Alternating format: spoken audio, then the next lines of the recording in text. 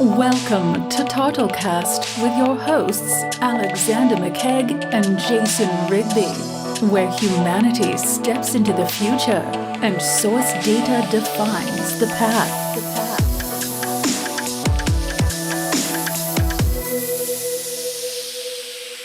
Hello everyone, welcome back to TARTLEcast. We're doing some early morning filming, watching the sunrise with a nice cup of mushroom coffee. Yes, must be nice. I was just about to say that.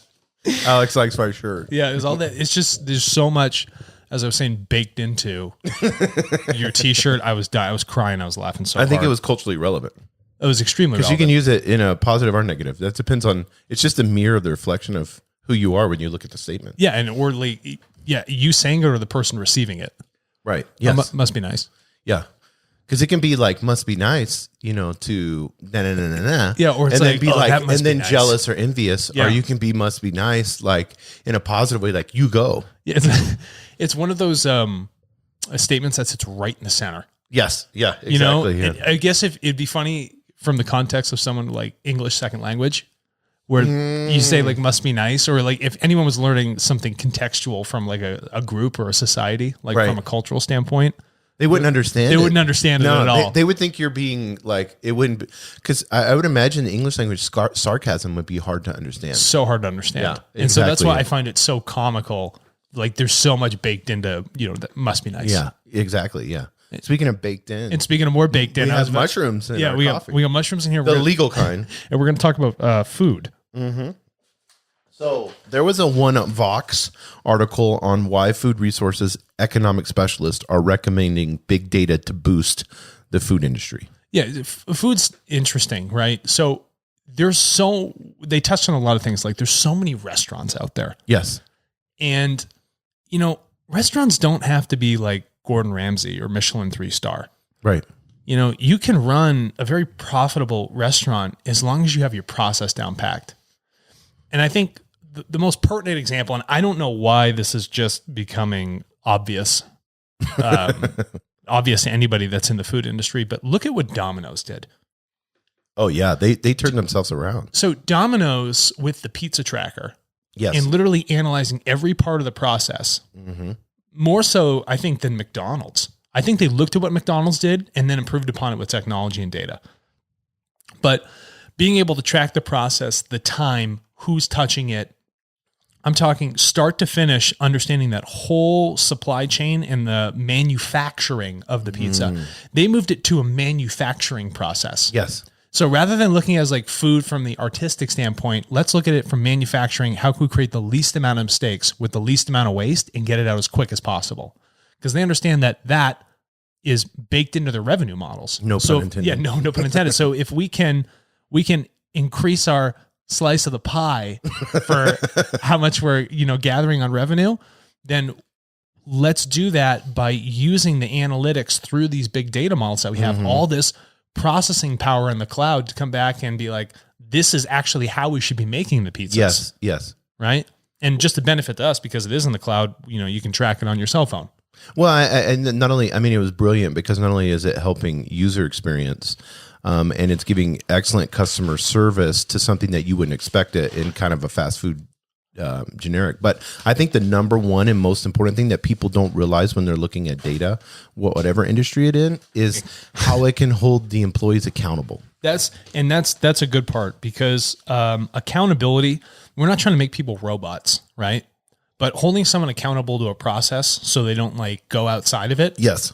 It saves them, the individual, on liability, and it saves the company on costs and liability at the same time.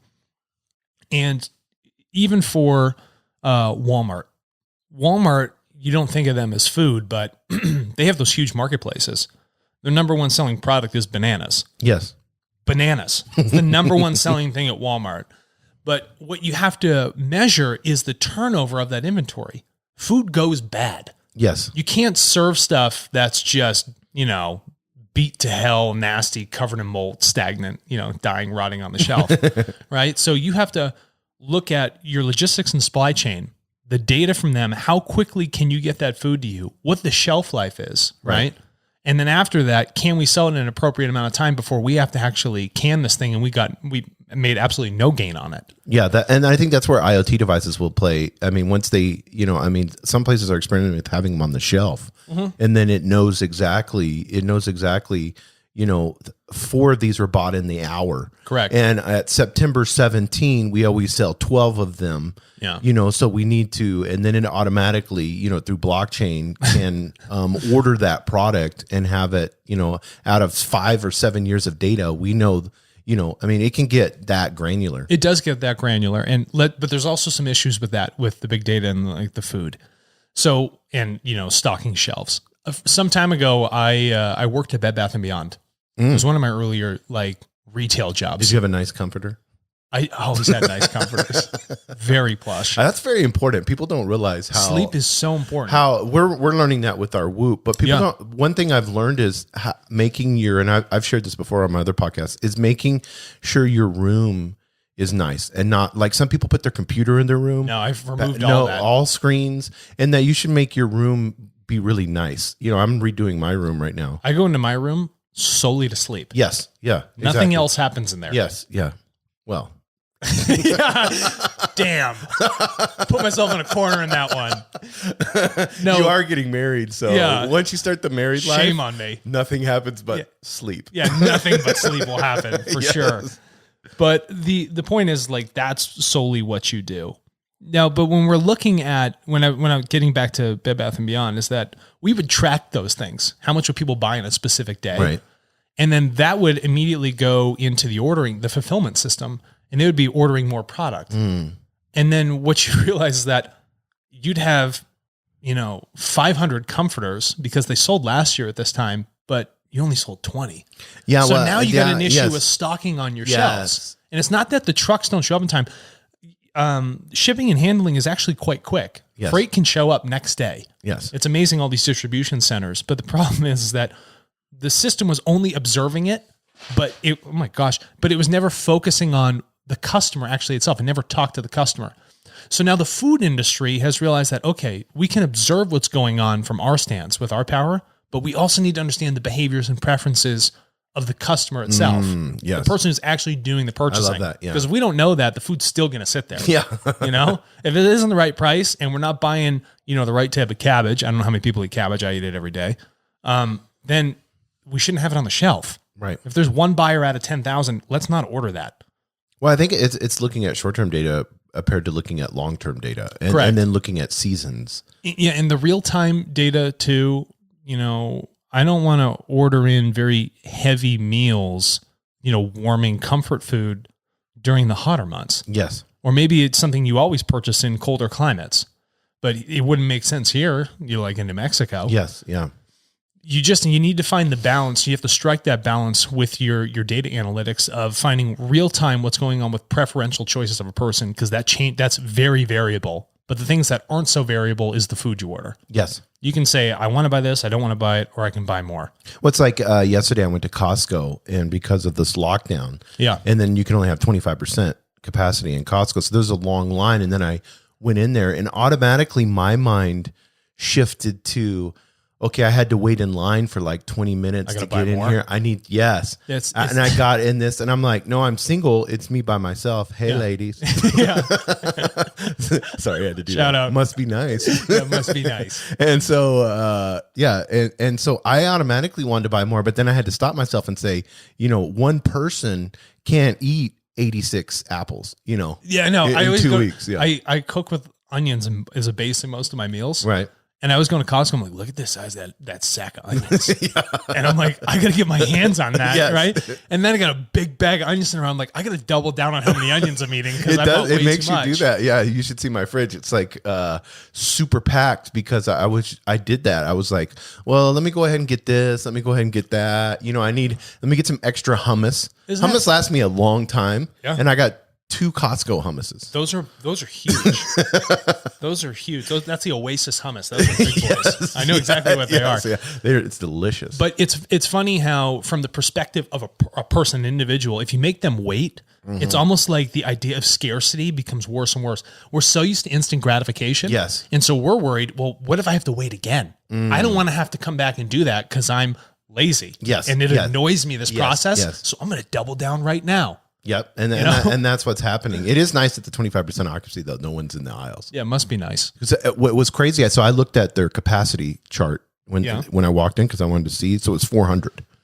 That's it in a huge building? Yeah, in a huge building. And so they could only have 25%. So they could only, and they were keeping track of it with the little trackers, how many people were walking in when they showed their card. Right. So they could only have 100 people in that huge building. Wow. So it's like a ghost town. And like 30 of those are already employees. Yeah, exactly. Yeah. And what's interesting about Costco is Costco does a lot of food too. Yes. And they store a lot of stuff on the shelves. So as a business for your analytics, you also are going to have to analyze, well, how much of my stuff are preserved, very long shelf life items. And you got to strike that balance also. Yeah, because they have a ton of produce. Yeah. And if you were really going to use big data. Right.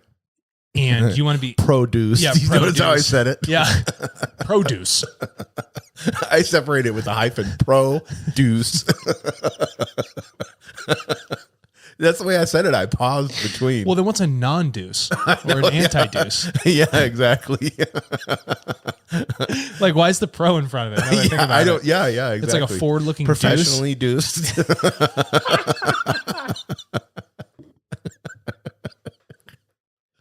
Must be nice. Oh yeah, must be nice. That's funny.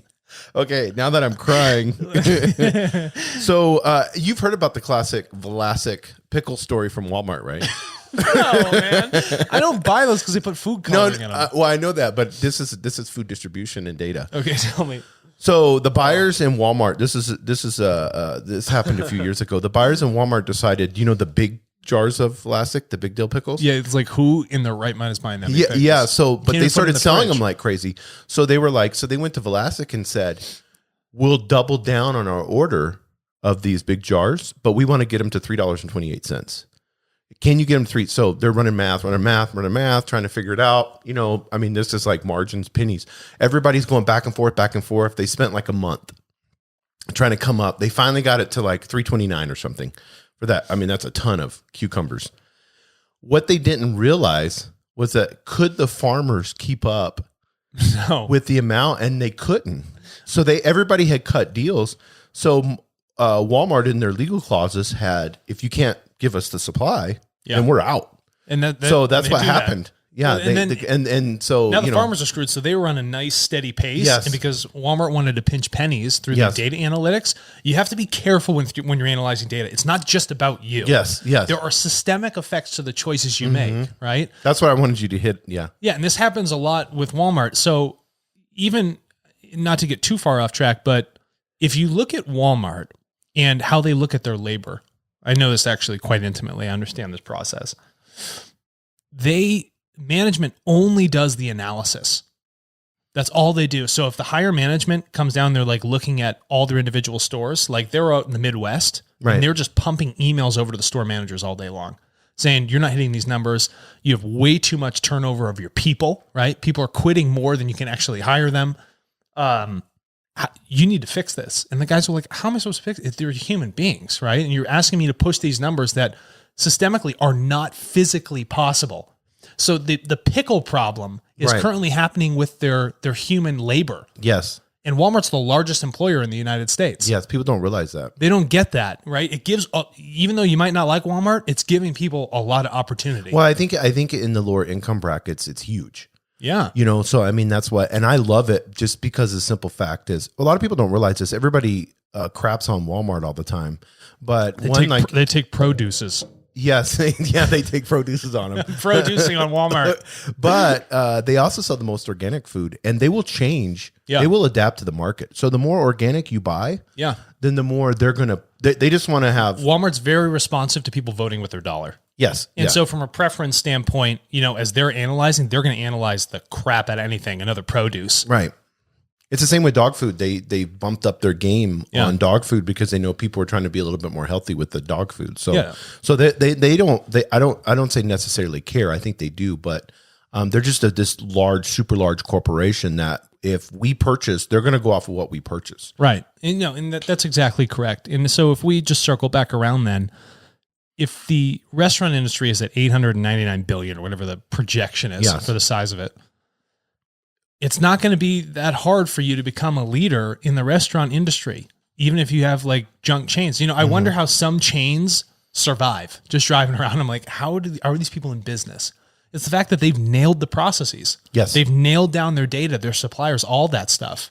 And that's what makes them successful. And you wonder why, wow, that was such a good, one-off, restaurant, very niche. Like, how did they fail? Well, they failed because they're good at making food, but they suck with the manufacturing process. Yes. Yeah. They're bad with their data. They're bad at collecting information from their customers. They only know how to please and then create art. There's a reason why art doesn't sell. Art has a slow inventory turnover too, right? Yes. And you have to look at that, but that doesn't mean you can't serve quality in the restaurant business, but do it efficiently. So speaking of quality, if a restaurant chain wanted to buy data from TARTLE, how would they do that? That'd be really easy. So they would sign up as a buyer on TARTLE. They go to tartle.co. They get themselves started. They put in their initial profile, and then they would say, okay, I want a population of people in my general area, and I want to know what their preferences are for buying, what their incomes are, things that they're allergic to, things that they want. And I also can survey those people, get their data on, other restaurants they are going to. So from a competitive standpoint, I can do a little bit of like espionage. Yes. By understanding behaviors and the wants and how they actually interact with other businesses that are my competitors. Yeah. And that's the beautiful part. Whenever you start getting real specific with your data and you go directly to the customer, then when you get that data back, now you can use that in your marketing to somebody that's responsive to your restaurant chain. Most definitely in the marketing. And you can also realize, I really shouldn't be stocking the stuff, or this is not something I need to be carrying. Right. You could ask somebody that. Have you gone to this restaurant? Yes or no? Yes. Yeah. Well, then would you buy that? Did you order this, or this? These are our four specialty dishes, or which would you prefer? Yeah. If you had a new menu, and then you're going to get simple survey, you're going to get it back directly from them in what you should do or not do. And I would imagine you'd you'd want a straightforward answer like that, right? And it's literally as simple as going on to TARTLE very quickly, finding the data you want and going to purchase it from the appropriate parties. This is crucial information to the longevity of your business. Mm-hmm. Oh, and it's also an R&D expense. Yes. Hello, taxes, nobody wants to pay them. And, it's funny that restaurants have only now, and like it's stated in here, begun to find this information as crucial. Information is always crucial. It has always been crucial. And just because we call it data doesn't mean it's any different than information. It's just a better availability of it. Mm-hmm. You were getting less of it before, and now you can get more. You need to make those transitions. You got to understand that if you don't have the details, how are you supposed to operate? How can anybody command anything if they have no communication? Yes. Gordon Ramsay cannot manage his restaurants if there's no communication between the front and the back. Yes. And how are you supposed to manage the health of the restaurant in general if there's no communication between the customer and the business? Right? Or, and then the customer and the farmer. Ask the farmer and ask the customer at the same time. Look at the balance from both sides. Be holistic with your data and how you analyze it. I love that. And people can sign up at tartle.co. .co. TARTLE.co. Thanks, everybody.